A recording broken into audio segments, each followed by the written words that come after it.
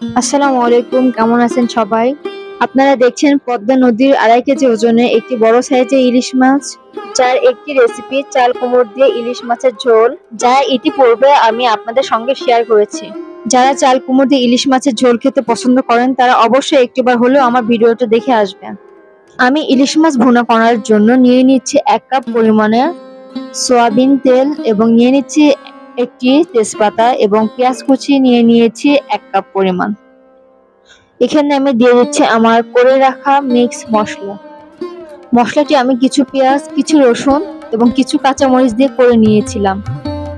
এখন আমি দিয়ে দিচ্ছি 2 চা চামচ লাল মরিচের গুঁড়া, দিয়ে দিচ্ছি 1 চা চামচ হলুদের গুঁড়া এবং দিয়ে দিচ্ছি 1 চা চামচ ধনিয়া গুঁড়া, দিয়ে দিচ্ছি 1 চা চামচ ভাজা জিরা গুঁড়া। এবার শেষে দিয়ে দিলাম পরিমাণ মতো লবণ।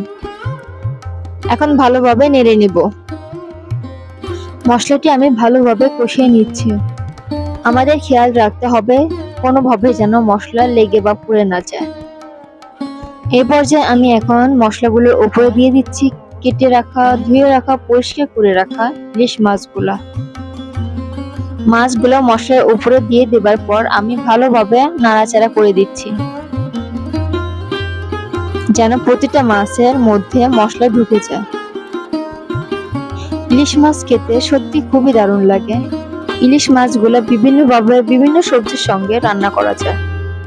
আমার কষানো প্রায় শেষ, আমি এখন পানি দিয়ে ঝোল দিয়ে দিচ্ছি। আমি হালকাভাবে নেড়ে দিচ্ছি।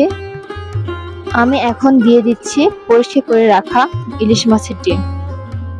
তবে এই ডিমটি কষানোর সময় দেওয়া যাবে না, কারণ ডিমগুলো ভেঙে যাবে।